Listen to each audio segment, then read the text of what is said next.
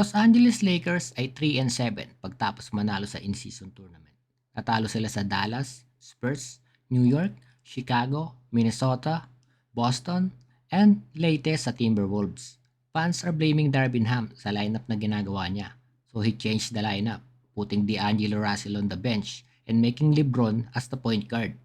Effective naman ito dahil tinalo nila ang OKC Thunder.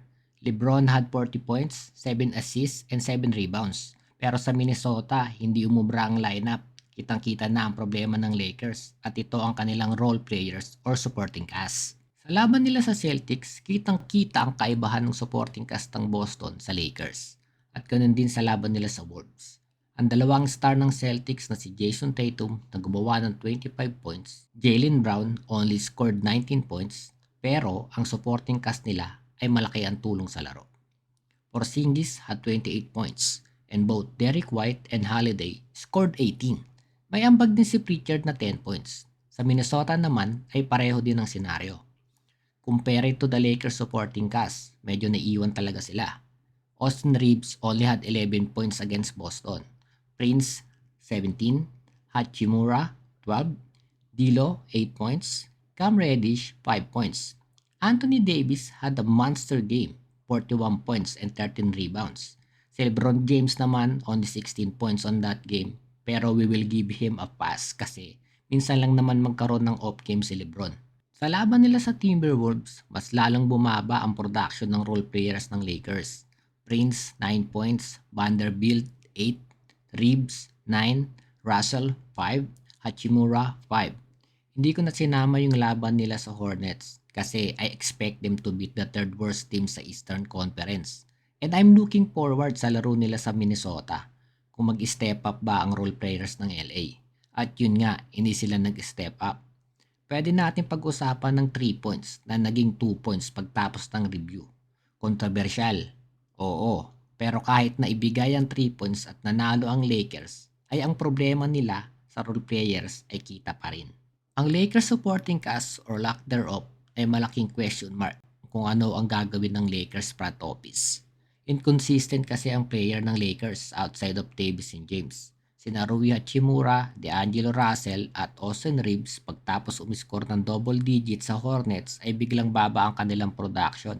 Si Taurean Prince naman ay 2 game na masama ang laro.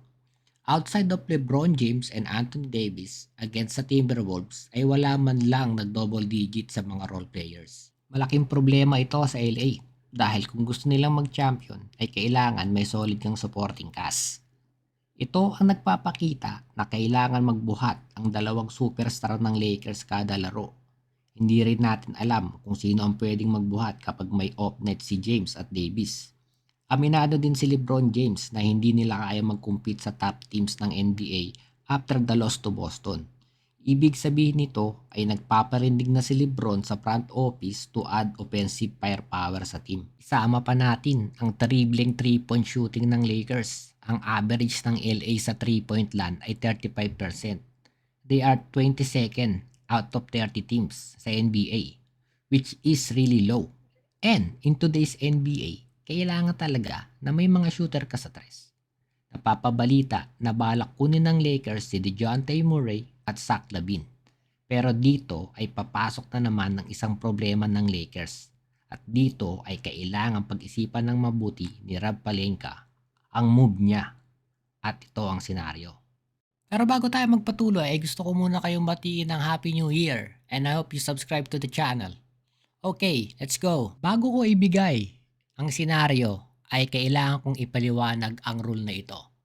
Ito ay ang Stepien rule.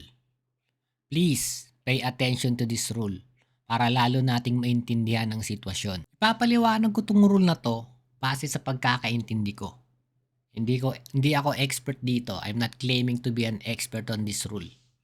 Pero ibibigay ko sa inyo ang pagkakaintindi ko. The Stepien rule requires team to have at least one future first rounder in every other draft.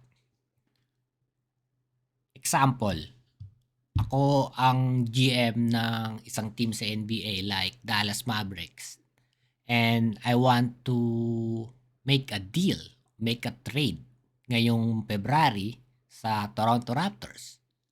Let's say I want to take Pascal Siakam. Gusto ko siyang kuhain sa Dallas at mag-o-offer ako ng isang 2024 draft first round at dalawang players.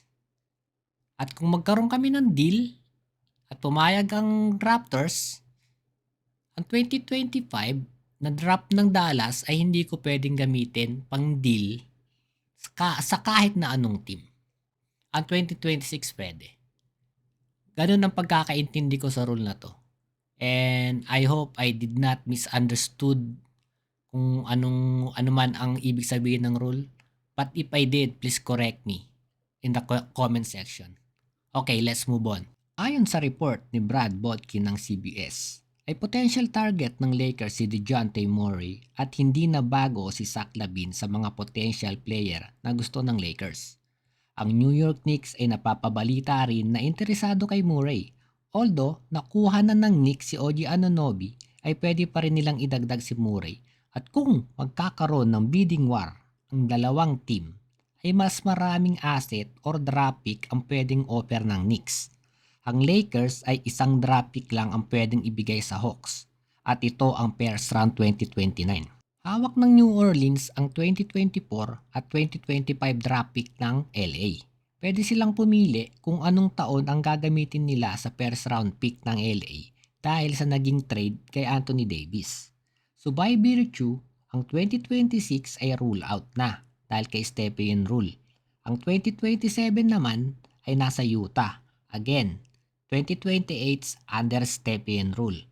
Kaya ang tanging ma-offer ng Lakers ay ang 2029 first round pick.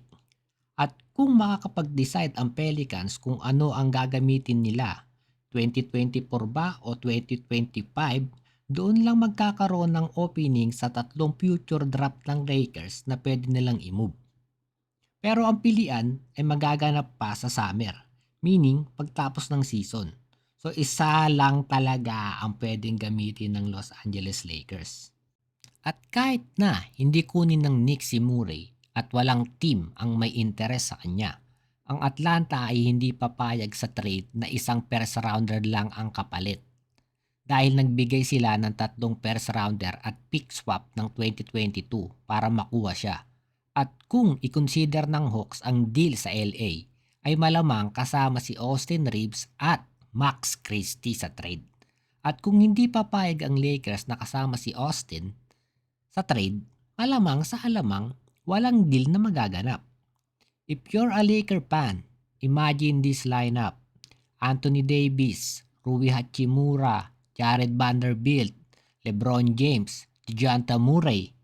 Kaya, isip-isip Mr. Rob Pelinka. Hindi natin alam kung anong move ang gagawin ni Rob Pelinka. So, nandito lang tayo para pagmasid at magabang kung ano ang move na gagawin niya. Muli, gusto ko kayong batiin ng Happy New Year at kung hindi pa kayo nakasubscribe sa channel, please do subscribe at malaking tulong ito sa maliit kong channel. Again, Happy New Year! This is Ibalita Sport. Thank you for watching. This is Ray. I'm out.